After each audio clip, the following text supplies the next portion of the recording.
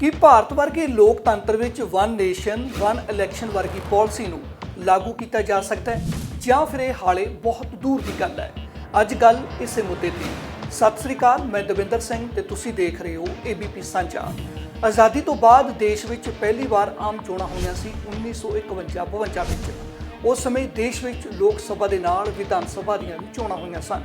ਇਹ ਸਿਲਸਿਲਾ 1967 ਤੱਕ ਲਗਾਤਾਰ ਚੱਲਦਾ ਰਿਹਾ, यानी कि 1957, 1962 ਅਤੇ 1967 ਵਿੱਚ ਵੀ ਲੋਕ ਸਭਾ ਤੇ ਵਿਧਾਨ ਸਭਾ ਦੀਆਂ ਚੋਣਾਂ ਇਕੱਠੀਆਂ ਹੋਈਆਂ ਸਨ।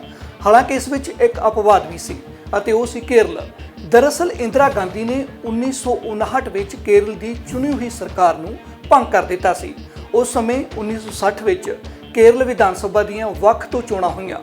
1962 ਵਿੱਚ ਜਦੋਂ ਦੇਸ਼ 'ਚ ਆਮ ਚੋਣਾਂ ਹੋਈਆਂ ਤੇ ਦੂਜੇ ਰਾਜਾਂ ਦੀਆਂ ਵਿਧਾਨ ਸਭਾ ਚੋਣਾਂ ਹੋਈਆਂ, ਉਸ ਸਮੇਂ ਵੀ ਕੇਰਲ ਵਿੱਚ ਚੋਣਾਂ ਨਹੀਂ ਕਰਵਾਈਆਂ ਗਈਆਂ ਕਿਉਂਕਿ ਉਸ ਸਮੇਂ ਕੇਰਲ ਵਿਧਾਨ ਸਭਾ ਨੂੰ ਕੰਮ ਕਰਦਿਆਂ ਸਿਰਫ 2 ਸਾਲ ਹੀ ਹੋਏ ਸੀ। 1964 ਵਿੱਚ ਕੇਰਲ 'ਚ ਫਿਰ ਰਾਸ਼ਟਰਪਤੀ ਸ਼ਾਸਨ ਲਾ ਦਿੱਤਾ ਗਿਆ। 1965 ਵਿੱਚ ਫਿਰ ਚੋਣਾਂ ਹੋਈਆਂ ਪਰ ਸਰਕਾਰ ਦਾ ਗਠਨ ਨਹੀਂ ਹੋਇਆ, ਬਲਕਿ ਰਾਸ਼ਟਰਪਤੀ ਸ਼ਾਸਨ ਹੀ ਚੱਲਦਾ ਰਿਹਾ। ਜਦੋਂ 1967 ਵਿੱਚ ਦੇਸ਼ 'ਚ ਫਿਰ ਤੋਂ ਲੋਕ ਸਭਾ ਤੇ ਵਿਧਾਨ ਸਭਾ ਚੋਣਾਂ ਹੋਈਆਂ ਤਾਂ ਕੇਰਲ ਵਿੱਚ ਨਾਲ ਹੀ ਚੋਣਾਂ ਹੋਈਆਂ। ਪੂਰਾ ਦੇਸ਼ ਅਤੇ ਪ੍ਰਦੇਸ਼ ਇੱਕ ਚੋਣ ਵਿੱਚ ਆ ਗਏ। ਪਰ ਚੋਣਾਂ ਹੋਣ ਦੇ 1 ਸਾਲ ਅੰਦਰ ਹੀ ਇੰਦਰਾ ਗਾਂਧੀ ਦੇ ਇੱਕ ਫੈਸਲੇ ਨਾਲ ਜੋ ਸਿਲਸਿਲਾ ਟੁੱਟਿਆ, ਹੁਣ ਤੱਕ ਕੋਈ ਵੀ ਸਰਕਾਰ ਉਸ ਨੂੰ ਕਾਇਮ ਨਹੀਂ ਕਰ ਸਕੀ। ਦਰਅਸਲ 1968 ਵਿੱਚ ਇੰਦਰਾ ਗਾਂਧੀ ਨੇ ਯੂਪੀ ਦੇ ਮੁੱਖ ਮੰਤਰੀ ਚੌਧਰੀ ਚਰਨ ਸਿੰਘ ਨੂੰ ਬਰਖਾਸਤ ਕਰ ਦਿੱਤਾ ਅਤੇ ਰਾਜ ਵਿੱਚ ਰਾਸ਼ਟਰਪਤੀ ਸ਼ਾਸਨ ਲਾ ਦਿੱਤਾ। ਕੁਝ ਅਜਿਹਾ ਹੀ ਹਾਲ ਪੰਜਾਬ 'ਚ ਸੀ। ਇੱਥੇ ਵੀ ਸਰਕਾਰ ਭੰਗ ਕਰਕੇ ਰਾਸ਼ਟਰਪਤੀ ਰਾਜ ਲਾ ਦਿੱਤਾ ਗਿਆ ਸੀ। ਪੱਛਮੀ ਬੰਗਾਲ ਵਿੱਚ ਵੀ ਇਹੋ ਹੋਇਆ। ਕੁਝ ਹੋਰ ਰਾਜਾਂ ਵਿੱਚ ਵੀ ਚੁਣੀਆਂ ਹੋਈਆਂ ਸਰਕਾਰਾਂ ਨੂੰ ਭੰਗ ਕੀਤਾ ਗਿਆ। ਨਤੀਜਾ ਵਿਧਾਨ ਸਭਾ ਦੀਆਂ ਚੋਣਾਂ ਲੋਕ ਸਭਾ ਚੋਣਾਂ ਤੋਂ ਵੱਖ ਹੋ ਗਈਆਂ। ਰਹਿੰਦੀ ਕਸਰ ਲੋਕ ਸਭਾ ਵਿੱਚ ਵੀ ਪੂਰੀ ਹੋ ਗਈ। ਜਿਹੜੀਆਂ ਲੋਕ ਸਭਾ ਚੋਣਾਂ 1972 ਵਿੱਚ ਹੋਣੀਆਂ ਸਨ, ਉਹਨਾਂ ਨੂੰ ਵੀ ਇੰਦਰਾ ਗਾਂਧੀ ਨੇ 1 ਸਾਲ ਪਹਿਲਾਂ 1971 ਵਿੱਚ ਕਰਵਾ ਦਿੱਤਾ। ਕੁੱਲ ਮਿਲਾ ਕੇ ਨਹਿਰੂ ਦੇ ਜ਼ਮਾਨੇ ਤੋਂ ਜਿਹੜਾ ਸਿਲਸਿਲਾ ਚੱਲਿਆ ਆ ਰਿਹਾ ਸੀ ਲੋਕ ਸਭਾ ਅਤੇ ਵਿਧਾਨ ਸਭਾ ਦੇ ਇਕੱਠੀਆਂ ਚੋਣਾਂ ਦਾ, ਉਹ ਟੁੱਟ ਗਿਆ। ਪਰ ਚੋਣ ਕਮਿਸ਼ਨ ਨੇ ਇੱਕ ਹੋਰ ਕੋਸ਼ਿਸ਼ ਕੀਤੀ 1983 ਵਿੱਚ ਕਿ ਰਵਾਇਤ ਨੂੰ ਫਿਰ ਤੋਂ ਕਾਇਮ ਕੀਤਾ ਜਾਵੇ। ਚੋਣ ਕਮਿਸ਼ਨ ਨੇ 1983 ਵਿੱਚ ਜਿਹੜੀ ਆਪਣੀ ਰਿਪੋਰਟ ਦਿੱਤੀ ਸੀ, ਉਸ ਦੇ ਵਿੱਚ ਕਿਹਾ ਸੀ ਕਿ ਲੋਕ ਸਭਾ ਤੇ ਵਿਧਾਨ ਸਭਾ ਚੋਣਾਂ ਇਕੱਠੀਆਂ ਹੋ ਸਕਦੀਆਂ ਨੇ, ਪਰ ਹੋ ਨਹੀਂ ਸਕਿਆ ਤੇ ਮਾਮਲਾ ਠੰਡੇ ਬਸਤੇ ਪੈ ਗਿਆ। 1999 ਵਿੱਚ ਜਸਟਿਸ BP ਜੀਵਨ ਰੈਡੀ ਦੀ ਅਗਵਾਈ ਵਿੱਚ ਲਾਅ ਕਮਿਸ਼ਨ ਆਫ ਇੰਡੀਆ ਨੇ ਆਪਣੀ 170ਵੀਂ ਰਿਪੋਰਟ ਪ੍ਰਕਾਸ਼ਿਤ ਕੀਤੀ, ਜਿਸ ਦਾ ਨਾਮ ਸੀ ਰਿਫਾਰਮਸ ਆਫ ਇਲੈਕਟੋਰਲ ਲਾਅ। ਇਸ ਰਿਪੋਰਟ ਵਿੱਚ ਆਯੋਗ ਨੇ ਇੱਕ ਦੇਸ਼ ਇੱਕ ਚੋਣ ਦੀ ਸਿਫਾਰਿਸ਼ ਕੀਤੀ ਸੀ, ਪਰ ਇਸ ਤੇ ਵੀ ਅਮਲ ਨਹੀਂ ਹੋ ਸਕਿਆ। ਫਿਰ 2015 ਵਿੱਚ ਪਾਰਲੀਮੈਂਟਰੀ ਸਟੈਂਡਿੰਗ ਕਮੇਟੀ ਨੇ ਆਪਣੀ ਰਿਪੋਰਟ ਵਿੱਚ ਇੱਕ ਦੇਸ਼ ਇੱਕ ਚੋਣ ਦਾ ਸੁਝਾਅ ਦਿੱਤਾ। 2017 ਵਿੱਚ ਨੀਤੀ ਆਯੋਗ ਨੇ ਕਿਹਾ ਕਿ ਇੱਕ ਦੇਸ਼ ਇੱਕ ਚੋਣ ਹੋਵੇ। 2018 ਦੀ ਲਾਅ ਕਮਿਸ਼ਨ ਦੀ ਰਿਪੋਰਟ ਵਿੱਚ ਵੀ ਕਿਹਾ ਗਿਆ ਕਿ ਇੱਕ ਦੇਸ਼ ਇੱਕ ਚੋਣ ਹੋ ਸਕਦੀ ਹੈ। ਜਸਟਿਸ BS ਚੌਹਾਨ ਦੀ ਅਗਵਾਈ ਵਿੱਚ ਬਣੀ ਇਸ ਕਮੇਟੀ ਨੇ ਤਾਂ ਇੱਕ ਦੇਸ਼ ਇੱਕ ਚੋਣ ਤੇ ਕਾਨੂੰਨੀ ਤੇ ਸੰਵਿਧਾਨਕ ਗੁੰਝਲਾਂ ਨੂੰ ਵੀ ਜਾਂਚਿਆ ਪਰਖਿਆ ਸੀ। ਫਿਰ 2019 ਵਿੱਚ PM ਮੋਦੀ ਨੇ ਲਾਲ ਕਿਲੇ ਤੋਂ ਆਪਣੇ ਭਾਸ਼ਣ ਵਿੱਚ ਹੀ ਬੋਲ ਦਿੱਤਾ ਕਿ ਇੱਕ ਦੇਸ਼ ਇੱਕ ਚੋਣ ਹੋਵੇ। ਹੁਣ ਤਾਂ ਸਾਬਕਾ ਰਾਸ਼ਟਰਪਤੀ ਰਾਮਨਾਥ ਕੋਵਿੰਦ ਦੀ ਅਗਵਾਈ ਵਿੱਚ ਬਕਾਇਦਾ ਕਮੇਟੀ ਵੀ ਬਣਾ ਦਿੱਤੀ ਗਈ ਹੈ ਜੋ ਇੱਕ ਦੇਸ਼ ਇੱਕ ਚੋਣ ਦੀ ਸਮੀਖਿਆ ਕਰੇਗੀ। ਪਰ ਸਵਾਲ ਹੈ ਕਿ ਹੁਣ ਵੀ ਵਨ ਨੇਸ਼ਨ ਵਨ ਇਲੈਕਸ਼ਨ ਸੰਭਵ ਹੈ? ਜੇਕਰ ਹੈ ਤਾਂ ਕਿਵੇਂ ਅਤੇ ਨਹੀਂ ਤਾਂ ਕਿਉਂ ਨਹੀਂ? ਇਸ ਤੇ ਵੀ ਇੱਕ ਵੱਡੀ ਬਹਿਸ ਹੈ। ਪ੍ਰਤੀਨਿਧਤਾ ਐਕਟ 1951 ਵਿੱਚ ਸੋਧ ਕਰਨੀ ਪਵੇਗੀ। 50% ਰਾਜ ਸੰਵਿਧਾਨਕ ਸੋਧ ਨੂੰ ਮਨਜ਼ੂਰੀ ਦੇਣ ਤਾਂ ਹੀ ਸੰਭਵ ਹੈ। ਸੰਵਿਧਾਨ ਦੇ ਆਰਟੀਕਲ 83, 85, 172 ਅਤੇ 356 'ਚ ਸੋਧ ਕਰਨੀ ਪਵੇਗੀ। ਸੰਸਦ ਵਿੱਚ 2/3 ਬਹੁਮਤ ਨਾਲ ਹੀ ਇਹ ਸੰਭਵ ਹੈ। ਜੇਕਰ ਗੱਲ ਸੰਵਿਧਾਨਕ ਅਤੇ ਕਾਨੂੰਨੀ ਤੱਥਾਂ ਦੀ ਨਾ ਕਰਕੇ ਆਮ ਭਾਸ਼ਾ ਵਿੱਚ ਕਰੀਏ ਤਾਂ ਦੇਸ਼ ਵਿੱਚ ਲੋਕ ਸਭਾ ਚੋਣਾਂ ਹੋ ਰਹੀਆਂ ਨੇ ਅਤੇ ਰਾਜਾਂ ਵਿੱਚ ਵਿਧਾਨ ਸਭਾਵਾਂ ਚੱਲ ਰਹੀਆਂ ਨੇ।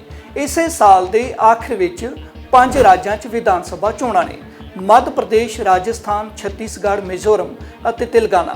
ਜੇਕਰ ਸਰਕਾਰ ਤੈਅ ਕਰ ਲਵੇ ਕਿ ਲੋਕ ਸਭਾ ਤੇ ਵਿਧਾਨ ਸਭਾਵਾਂ ਦੀਆਂ ਚੋਣਾਂ ਇਕੱਠੀਆਂ ਹੋਣਗੀਆਂ ਤਾਂ ਕੇਂਦਰ ਨੂੰ ਲੋਕ ਸਭਾ ਭੰਗ ਕਰਨੀ ਪਵੇਗੀ। ਫਿਰ ਇਹਨਾਂ 5 ਰਾਜਾਂ ਵਿੱਚ ਅਤੇ ਲੋਕ ਸਭਾ ਚੋਣਾਂ ਤਾਂ ਇਕੱਠੀਆਂ ਹੋ ਸਕਦੀਆਂ ਨੇ, ਪਰ ਕਰਨਾਟਕ ਦਾ ਕੀ ਹੋਵੇਗਾ? ਉੱਥੇ ਤਾਂ ਇਸੇ ਸਾਲ ਚੋਣਾਂ ਹੋਈਆਂ ਨੇ। ਹਿਮਾਚਲ ਪ੍ਰਦੇਸ਼ ਦਾ ਕੀ ਕੀਤਾ ਜਾਵੇਗਾ? ਪੰਜਾਬ ਦਾ ਕੀ ਹੋਵੇਗਾ? ਕੀ ਉਸ ਸਰਕਾਰ ਨੂੰ ਭੰਗ ਕਰਨਗੇ ਕਿਉਂਕਿ ਉਹ ਤਾਂ ਗੈਰ BJP ਰਾਜ ਸਰਕਾਰ ਨੇ? ਖੁਦ ਤਾਂ ਇਹ ਵਿਧਾਨ ਸਭਾ ਭੰਗ ਨਹੀਂ ਕਰਨਗੇ ਕਿ ਉੱਥੇ ਰਾਸ਼ਟਰਪਤੀ ਸ਼ਾਸਨ ਲਾਉਣਗੇ? ਫਿਰ ਉਹ ਸੁਪਰੀਮ ਕੋਰਟ ਵਿੱਚ ਨਹੀਂ ਟਿਕੇਗਾ। ਉੱਤਰ ਪ੍ਰਦੇਸ਼, ਉੱਤਰਾਖੰਡ, ਗੁਜਰਾਤ ਅਤੇ ਮਹਾਰਾਸ਼ਟਰ ਵਿੱਚ ਤਾਂ BJP ਸਰਕਾਰਾਂ ਨੇ ਚਾਹੇ ਉਹ ਵਿਧਾਨ ਸਭਾ ਭੰਗ ਕਰ ਦੇਣ ਪਰ ਗੈਰ ਬੀਜੇਪੀ ਰਾਜ ਵਿਧਾਨ ਸਭਾ ਨਹੀਂ ਭੰਗ ਕਰਨਗੇ। ਫਿਰ ਵਨ ਨੇਸ਼ਨ ਵਨ ਇਲੈਕਸ਼ਨ ਕਿਵੇਂ ਸੰਭਵ ਹੈ? ਜੇਕਰ ਕਿਸੇ ਰਾਜ ਵਿੱਚ ਗਠਜੋੜ ਦੀ ਸਰਕਾਰ ਹੈ ਤੇ ਵਿਚਕਾਰੀ ਗਠਬੰਧਨ ਟੁੱਟ ਗਿਆ ਤਾਂ ਕੀ ਫਿਰ ਰਾਜ ਰਾਸ਼ਟਰਪਤੀ ਸ਼ਾਸਨ ਦੇ ਹਵਾਲੇ ਰਹੇਗਾ ਜਾਂ ਫਿਰ ਚੋਣ ਤੋਂ ਇਲਾਵਾ ਦੂਜਾ ਕੋਈ ਵਿਕਲਪ ਹੈ ਕਿਸੇ ਦੇ ਕੋਲ? ਇਹ ਤਾਂ ਸਿਰਫ ਰਾਜਾਂ ਦੀ ਗੱਲ ਹੈ। ਇਸ ਦੇਸ਼ ਵਿੱਚ ਤਾਂ ਲੋਕ ਸਭਾ ਵੀ ਸਮੇਂ ਤੋਂ ਪਹਿਲਾਂ ਭੰਗ ਹੋਈ ਹੈ, ਉਹ ਵੀ ਇੱਕ ਵਾਰ ਨਹੀਂ ਸਗੋਂ 5-5 ਵਾਰ।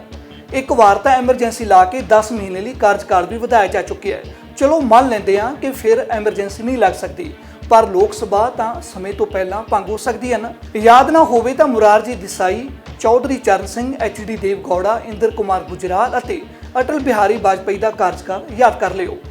ਜੇਕਰ ਅਜਿਹਾ ਹੋਇਆ ਤਾਂ ਫਿਰ ਕੀ ਹੋਵੇਗਾ? ਕਿਉਂਕਿ ਕੋਈ ਗਰੰਟੀ ਨਹੀਂ ਕਦੋਂ ਕਿਹੜੇ ਰਾਜ ਦੀ ਸਰਕਾਰ ਡਿੱਗ ਜਾਵੇ, ਕਦੋਂ ਕੇਂਦਰ ਦੀ ਸਰਕਾਰ ਡਿੱਗ ਜਾਵੇ ਅਤੇ ਪਤਾ ਨਹੀਂ ਕੇਂਦਰ ਕਿਹੜੇ ਵੇਲੇ ਰਾਜ ਦੀ ਚੁਣੀ ਹੋਈ ਸਰਕਾਰ ਨੂੰ ਹੀ ਡੇਗ ਦੇਵੇ। ਇਹਨਾਂ ਤਿੰਨਾਂ ਹਾਲਾਤਾਂ ਦੀਆਂ ਉਦਾਹਰਨਾਂ ਭਰੀਆਂ ਪਈਆਂ ਨੇ। ਰਹੀ ਗੱਲ ਇਸ ਨਾਲ ਫਾਇਦਾ ਕੀ ਹੋਵੇਗਾ, ਤਾਂ ਉਹ ਵੀ ਕਈ ਨੇ ਵਨ ਨੇਸ਼ਨ ਵਨ ਇਲੈਕਸ਼ਨ ਦੇ। ਸਭ ਤੋਂ ਵੱਡਾ ਫਾਇਦਾ ਪੈਸੇ ਦੀ ਬਚਤ ਹੈ। ਜੇਕਰ ਲੋਕ ਸਭਾ ਤੇ ਵਿਧਾਨ ਸਭਾ ਚੋਣਾਂ ਇਕੱਠੀਆਂ ਹੋ ਗਈਆਂ ਤਾਂ ਇੱਕ ਅਨੁਮਾਨ ਮੁਤਾਬਕ ਕਰੀਬ 4500 ਕਰੋੜੀ ਖਰਚ ਹੋਵੇਗਾ, ਜਦੋਂ ਕਿ ਵੱਖ-ਵੱਖ ਚੋਣਾਂ ਕਰਵਾਉਣ ਤੇ ਇਹ ਖਰਚ 10,000 ਕਰੋੜ ਤੇ ਪਹੁੰਚਦਾ ਹੈ। ਬਾਕੀ ਹਰ 6 ਮਹੀਨੇ ਵਿੱਚ ਕਦੇ 2, ਕਦੇ 3, ਕਦੇ 5 ਵਿਧਾਨ ਸਭਾ ਦੀਆਂ ਚੋਣਾਂ ਹੁੰਦੀਆਂ ਨੇ। ਇਹਨਾਂ ਚੋਣਾਂ ਵਿੱਚ ਚੋਣ ਕਮਿਸ਼ਨ ਸਟੇਟ ਪੁਲਿਸ ਦੇ ਨਾਲ ਸੈਂਟਰਲ ਫੋਰਸ ਦੀ ਵਰਤੋਂ ਕਰਦਾ ਹੈ। ਅਜਿਹੇ 'ਚ CRPF ਅਤੇ CISF ਵਰਗੀਆਂ ਏਜੰਸੀਆਂ ਦਾ ਸਮਾਂ ਚੋਣਾਂ ਕਰਵਾਉਣ ਵਿੱਚ ਹੀ ਲੱਗ ਜਾਂਦਾ ਹੈ। ਇਸ ਤੋਂ ਇਲਾਵਾ ਵਨ ਨੇਸ਼ਨ ਵਨ ਇਲੈਕਸ਼ਨ ਦੇ ਪੱਖ ਵਾਲਿਆਂ ਦੇ ਇੱਕ ਤਰਕ ਇਹ ਵੀ ਹੈ ਕਿ ਚੋਣ ਜਾਬਤਾ ਲੱਗਣ ਕਾਰਨ ਰਾਜਾਂ ਦੇ ਵਿਕਾਸ ਕਾਰਜ ਵੀ ਪ੍ਰਭਾਵਿਤ ਹੁੰਦੇ ਨੇ। ਜੇਕਰ ਇੱਕ ਵਾਰੀ ਦੇਸ਼ ਅਤੇ ਰਾਜਾਂ ਵਿੱਚ ਚੋਣਾਂ ਹੋ ਜਾਣ ਤਾਂ ਵਿਕਾਸ ਕਾਰਜਾਂ ਲਈ ਵੱਧ ਸਮਾਂ ਮਿਲੇਗਾ।